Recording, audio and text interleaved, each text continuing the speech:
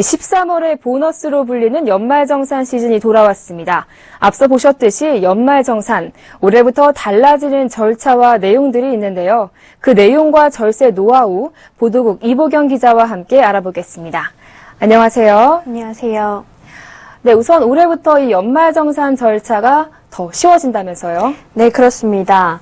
올해부터 근로자들은 국세청 홈페이지 홈택스에서 공제신고서를 자동으로 작성을 해서 회사에 온라인으로 제출할 수 있게 됩니다. 홈택스에서 공제신고서와 부속명세서를 자동으로 작성해주는 것인데요. 연금이나 저축, 의료비나 기부금 등의 항목별 공제액 등도 따로 적어 넣을 필요가 없이 자동으로 계산돼서 입력됩니다. 또 분할 납부도 가능해지는데요. 추가 납부 세금이 10만 원을 넘을 경우에 회사에 신청을 하면 내년 2월부터 4월까지의 급여를 받을 때 세 차례로 나눠서 낼 수가 있게 됩니다. 네, 그 홈택스 홈페이지에서 연말정산 미리 보기 서비스를 활용하면 이 정산 결과도 미리 확인해 볼 수 있다면서요. 네, 그렇습니다. 예상세액을 홈택스에서 바로 계산할 수 있게 됐는데요.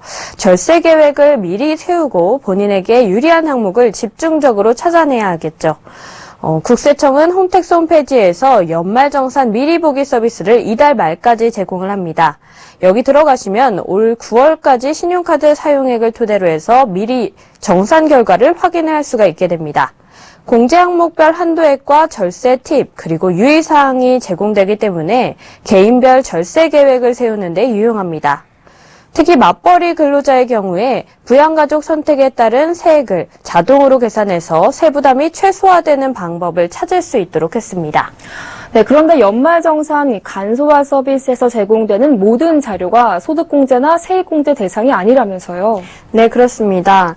공제 대상 여부와 한도는 근로자 본인이 직접 확인을 해야 하는데요.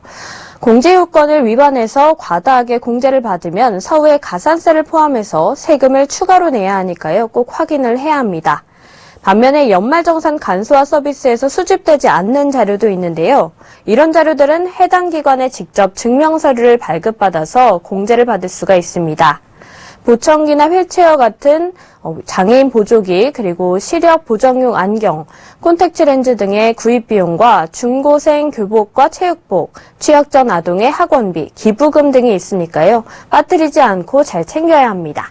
네, 또 하반기에는 본인 명의의 체크카드를 많이 쓰면 이 공제를 더 많이 받게 된다면서요. 네, 그렇습니다. 올해 하반기 신용카드 사용액이 작년에 비해서 증가를 했다면 그 증가분에 대해서 추가 공제가 되게 됩니다. 올 하반기 체크카드, 현금 영수증, 전통시장, 대중교통 사용액이 작년 연간 사용액의 절반보다 많으면 증가분의 절반을 공제를 해줍니다. 추가 공제는 근로자 본인의 사용 금액이 기준이 되기 때문에 혜택을 더 보려면 본인 명의의 체크카드를 많이 사용하는 게 유리합니다. 네, 올해부터 달라지는 연말정산에 대해서 보도국 이보경 기자와 함께했습니다. 오늘 말씀 잘 들었습니다. 고맙습니다. 고맙습니다.